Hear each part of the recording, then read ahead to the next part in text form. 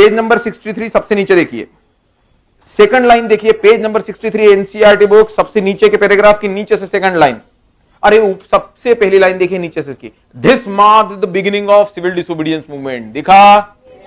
और क्या, ब्रैकेट में लिख दो एनटीएससी क्वेश्चन, ये पूछा जा चुका है। सिविल डिसोबीडियंस मूवमेंट की शुरुआत कैसे हुई? वायलेटिंग द सॉल्ट लॉ या दांडी मार्च। बोलो। फिर नीचे आप देखिए क्वेश्चन लिखा हुआ है, हाउ वाज दिस लिखा है ना, उसको कर दो how was CDM, CDM civil disobedience movement, how was CDM different from the non cooperation movement. लिखा? आगे देखिए आंसर उसके आगे से चालू हो रहा है, people were now asked not to refuse cooperation with the British as they had done in 2122 लिखा हुआ है। दिखा? वो 2122 को काट के उसकी जगह लिखिए NCM, non cooperation movement, but also to break colonial laws. Colonial laws तक लगाना है। अभी इधर देखो, बुक में देखना क्या है, बस यही एक लाइन याद रह जाएगी, मेरे को लगता है तुमको सोशल साइंस के पेपर में। इधर देखो मेरी बात, आपसे क्वेश्चन पूछा जाएगा कि how civil disobedience movement was different with non cooperation movement. Civil disobedience non cooperation से अलग कैसे था? ध्यान से सुनना, एक सिंगल लाइन आंसर है, एनटीएससी पूछ चुका है, 10th बोर्ड भी पूछ चुका है। आप कहेंगे in non cooperation movement people were asked not to cooperate, अरे उसका नाम ही नॉन कोऑपरेशन है। In non cooperation movement people were asked not to cooperate with British, in civil disobedience movement people were asked to break the colonial laws. उसमें था not to cooperate with British, इसमें था break the colonial laws, break the British laws. दोनों में अंतर है। कैसे अंतर है? आई am not wearing foreign made clothes, so it's my wish, I am not breaking a law.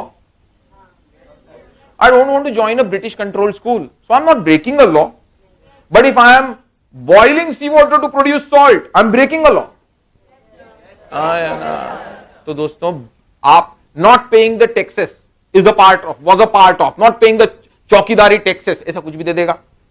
Not paying, आप तो देख रहे मत चौकीदारी कौन सी दारी, ये दारी वो दारी, आप तो बोले not paying the taxes ना नीचे लिख के दे देना, was a part of civil disobedience movement। जबकि not wearing the British made cloth was a part of non cooperation. आपसे फिर अगला क्वेश्चन कोई पूछ ले कि दोनों में से ज्यादा एग्रेसिव मूवमेंट कौन सा था? Civil disobedience, because now you are breaking the laws, is it? ठीक है। अब आप आएंगे दोस्तों, इसके आगे कुछ पढ़ने की जरूरत नहीं है आपको। हाय फ्रेंड्स, आप सोच रहे होंगे कि ये ब्रेक क्यों है। वेल, जिस इंसान से मैंने लाइफ में सबसे ज्यादा सीखा, जिनके एक शब्द पर एवरेज स्टूडेंट्स को आईआईटी टॉपर्स बनते मैंने खुद देखा, मैं चाहता हूं अगर आप आईआईटी एस्पिरेंट हैं तो उनका 24 मिनट्स का एक वीडियो आप आज ही देखें। देखिए और आप समझ जाएंगे कि क्यों जिंदगी बदलने के लिए 24 मिनट्स ही सफिशिएंट है, अभी इसी वक्त। फिर आप सबसे नीचे देखिए पेज नंबर 64। पहले तो चलो पेज नंबर 64 वही हुआ दोस्तों, movement boycotted, liquor shops picketed, लोगों ने चौकीदारी टैक्स देने को मना कर दिया, ये कर दिया वो कर दिया। सेकंड पैराग्राफ जो आपको पेज नंबर 64 पे बताया जा रहा है वो बोल रहा है कि वरीड बाय द डेवलपमेंट्स। आप सिर्फ पढ़ेंगे, हाँ, निशान नहीं लगाएंगे। निशान विपिन सर, अरे यार मैं तुम लोग दूध महंगा होता है कि मक्खन महंगा होता है? मक्खन महंगा होता है ना, तो आपको दूध चाहिए कि मक्खन? मक्खन। आपको मैं ऐसा लगाता हूं क्या? मैं लोगों की बुक्स देखता हूं कई बार सोशल साइंस की, तो मुझे ये ढूंढने में प्रॉब्लम होती है कि इसने निशान कहां नहीं लगाए। मैंने कई बुक्स ऐसी देखी है, ये यूं निशान लगाए रहते हैं। मैंने आपको जितनी भी जगह निशान लगवा के दिए है ना, बस वही करना है, ठीक है? ये मत पढ़ना ही अलग, कुछ नहीं है इसमें। उसमें लिखा हुआ है कि ऐसा प्रोटेस्ट करा भारतीयों ने, फिर सिविल डिसोबीडियंस मूवमेंट में हो गया ऐसा। आप civil disobedience, when you will break the laws, British will resent on brutal repression. वो तुम पे लाठियां चलाएंगे, वो लाठियां चलाएंगे तो अपने आप ही भारत में एक हाथ जगह किसी का खून वोल उठाएगा, वो भी चला देगा अपने हाथ। समझ गए आप बात को? और जब वो हुआ तो सबसे आखिरी लाइन देखिए दोस्तों, फर्स्ट लाइन देखिए नीचे, सबसे नीचे 64 पैराग्राफ, 64 पेज नंबर, सबसे नीचे के paragraph, Kishan Mahatma Gandhi once again decided to call on the movement. हाँ या ना? बटन चालू बटन बंद, बटन चालू बटन बंद, हाँ या ना? बस, गांधी जी ने फिर से मूवमेंट। अब आपसे कभी पूछे NTSC, Most probable question for NTSC by Professor Vipin Joshi, and the question is, what was the cardinal reason behind pulling off the civil disobedience movement? And your options are: A. British accepted all the demands during Round Table Conference held at London. B. Because the movement was turning violent. C. Gandhiji lost faith in the movement. And D. None of these. And your time starts now.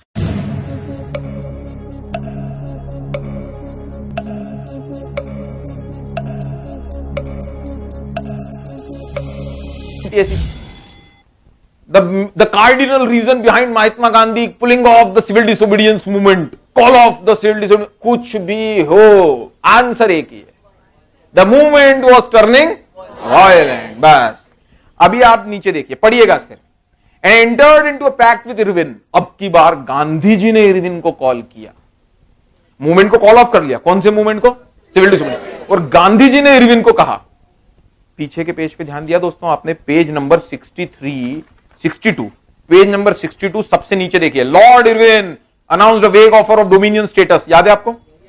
और गांधी जी rejected.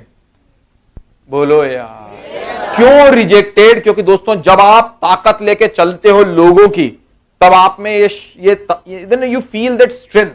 No, we are not ready for dominion status, nothing less than Purna Swaraj.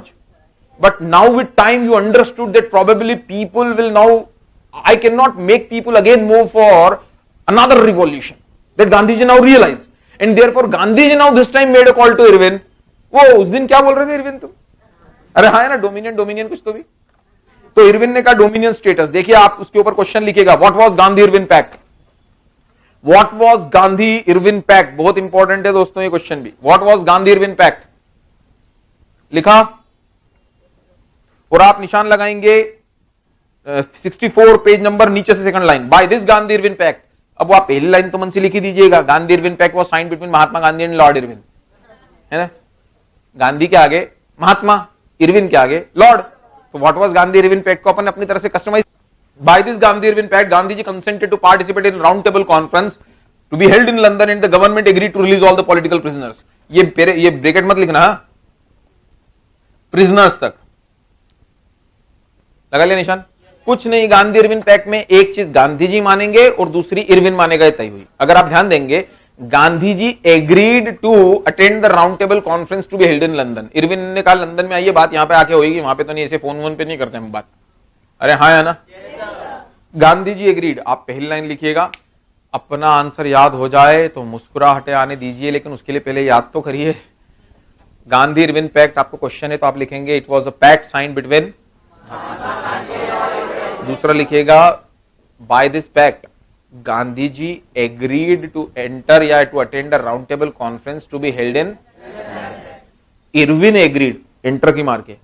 On the contrary, Irwin agreed to release all the political prisoners. अभी 1 लाख लोग jail में भर लिए थे Irwin ने. अरे अंग्रेज बहुत चतुर थे. अंग्रेज जैसे सब कुछ होता जेल में, पहले तो 50-60 हजार लोगों को जेल में डाल दो, फिर अब निगोशिएशन टेबल पे आते थे. फिर ये निगोशिएट कैसे होती थी आप समझ सकते हो. वो जो पूर्ण स्वराज, भारत छोड़ो, ये सब अब गया. और अब क्या आ गया? वो हमारे 50,000 लोगों को दे दो यार. मतलब मुद्दा, गेंद अपने कोर्ट की बजाय उनके कोर्ट में चली जाती थी दोस्तों. Irwin agreed to release all the political prisoners. Gandhi ji agreed to attend the round table conference to be held in London and Irwin agreed to release all the political prisoners. हाँ या ना? ठीक. अभी आप देखो, सिर्फ आगे पढ़ोगे, फिर पढ़ो, अब बस पढ़ोगे. December 31 Gandhi ji went to London for the conference, but the negotiations broke down and he returned disappointment. लेकिन गांधी जी को पहली फ्लाइट से वापस आना पड़ा. Back in India, he discovered that the government had begun a new cycle of repression. Gaffar Khan and Jawaharlal Nehru were both in jail. दोस्त लोग jail में थे. Congress been declared illegal. Congress तो इलीगल ही हो गई.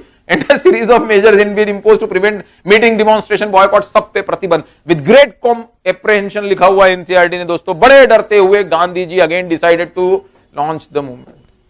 बाप रे, we need to admit the courage of Gandhi ji, is it? है ना?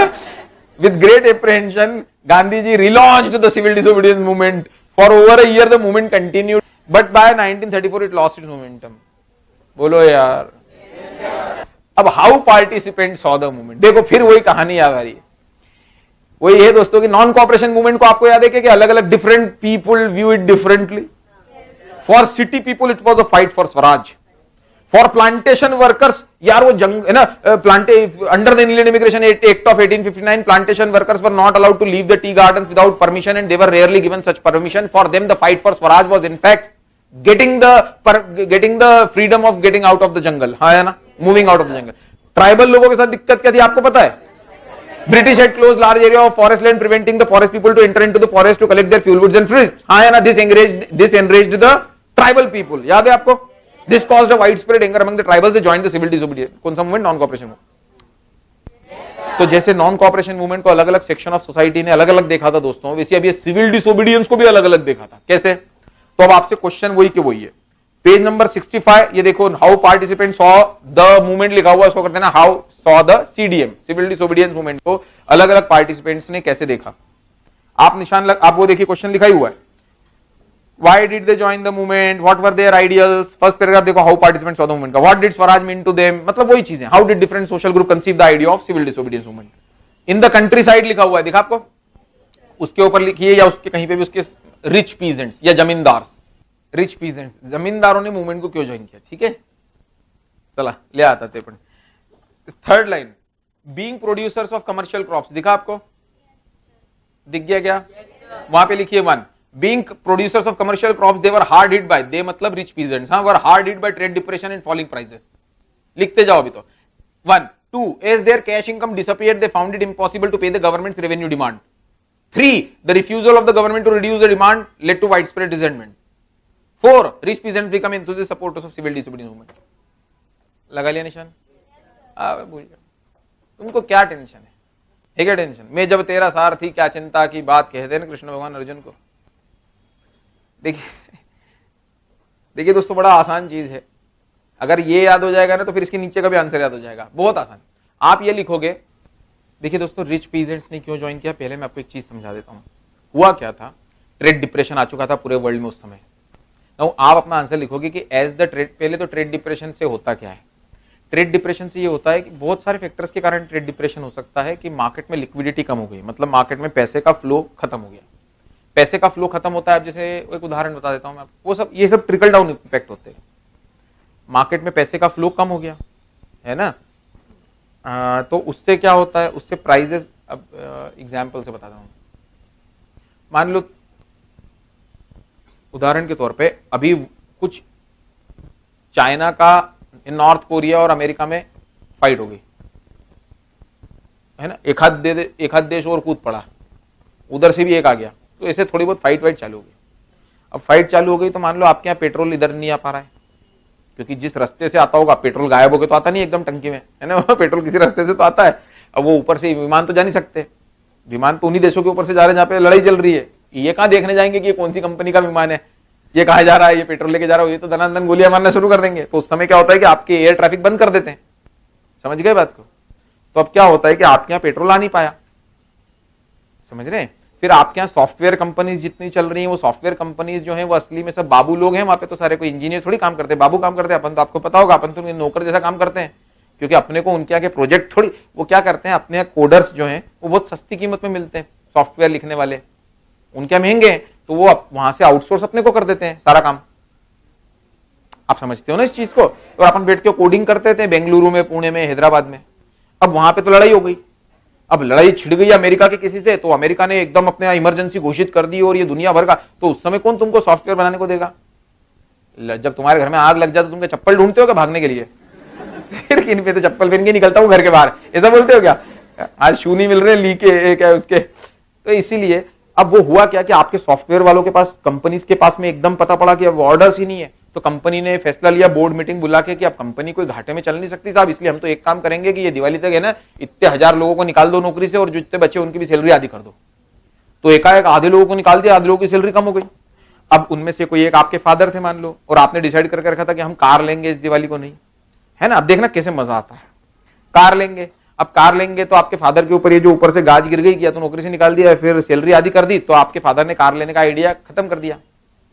तो ऐसे जैसे आपके फादर ने किया वैसे बहुत सारे लोगों ने किया भारत में, क्योंकि ट्रेड डिप्रेशन आ गया ना वर्ल्ड वाइड, है ना. तो अब कर दिया. तो फिर वो कार की कंपनी की बोर्ड ऑफ डायरेक्टर्स की मीटिंग हुई, है ना. फिर मार्केटिंग वालों को पूछा गया सेल्स क्यों नहीं हो रही है, सेल्स के टारगेट्स आधे भी अचीव नहीं हुए, क्यों नहीं हुए. तो वो बोलता है सर क्या करें, पैसे लोग खर्च ही नहीं कर रहे, ट्रेड डिप्रेशन चल रहा है. नहीं हमको टारगेट्स इतने, ऐसा तो नहीं चलेगा, हमको ही नुकसान थोड़ी चला सकते हैं, क्या करें? तो वो सेल्स वाले बोलते हैं सर थोड़ी सी अगर प्राइस गिरा दो आप तो थोड़ा कुछ हो सकता है, क्योंकि अगर आप प्राइस अपन गिरा देंगे ना तो देखिए जब भी आप प्राइस गिराते हैं तो थोड़ा बहुत तो उठ ही जाता है सामान, हाँ है ना। तो इन्होंने एकदम प्राइस डाउन कर दिए, मतलब हुआ क्या था नॉर्थ कोरिया और अमेरिका में, और उसका फायदा क्या हो गया कि हमको कार सस्ती मिलती है, हाँ है ना। तो अब कल से हमको कार लेना हो तो क्या करना चाहिए? हाँ समझ रहे हो ना, किम जोंग उन कौन, उसको कॉल लगाओ, बोले वो परमाणु बम क्या सब्जी बनाने के लिए रखा हुआ तो दोस्तों आपको क्या करना है? So trade depression is always accompanied with falling prices. जब भी ट्रेड डिप्रेशन होगा, मार्केट में पैसा ही नहीं होगा, खर्च करने की वृत्ति कम होगी, तो एकाएक लोग कंपनीज अपनी प्राइस डाउन कर देगी अपना मार्जिन कम करने के लिए। तो ट्रेड डिप्रेशन और फॉलिंग प्राइसेस हमेशा साथ में होता है। डन।